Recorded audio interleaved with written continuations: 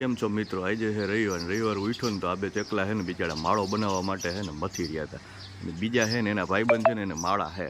એટલે આપણે વિચાર્યું આજે રવિવાર છે ને તો એને ઘર બનાવી દઈએ. આપણે આ છે ને લઈ લીધું છે ચૂંબડું અને આપણે છે ને વર્ગી જઈએ છીએ હવે એને ચકલાનો માળો બનાવવા.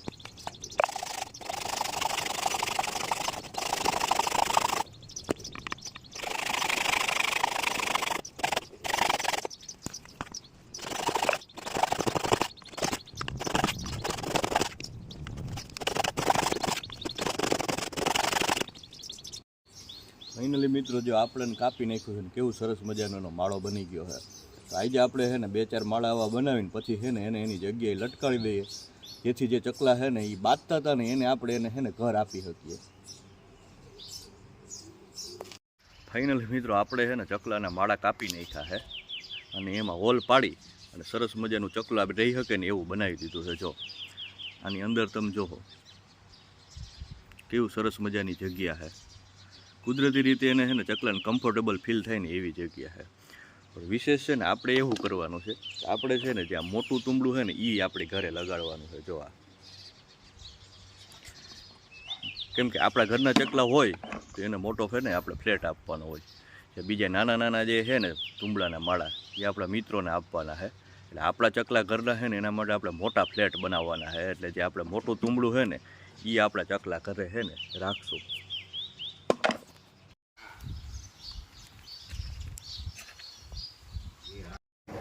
જો મિત્રો આપણી એ છે ને જેનિલભાઈને વેકેશન છે તો મદદ કરવા માટે જેનિલભાઈ આપણને આવી ગયા છે અને એ જો ચકલીના માળા હું લગાડું હોય ને તો એમાં મને મદદ કરે છે.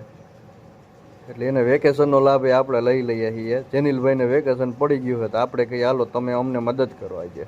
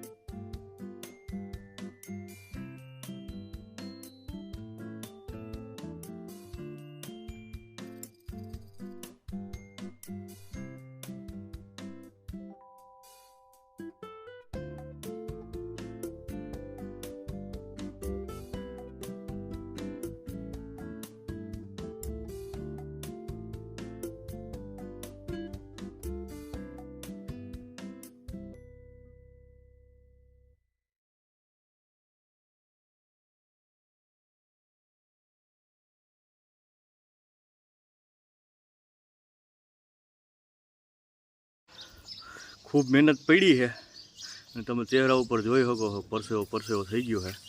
પણ હજી ખાસ વાત બીજી છેલ્લે કહેવાની બાકી રહી ગઈ. કુંબળામાંથી નીકળેલા બી છે જો કોઈને વાવવા હોય ને તો કોમેન્ટમાં હજી પોતાનું એડ્રેસ લખી દે.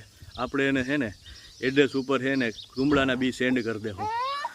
તો જેની ઘરે પાછું ચકલીનો માળો જેણે લગાડ્યો હોય ને આ વર્ષે એ પોતે છે ને કોમેન્ટમાં જય શ્રી રામ લખો.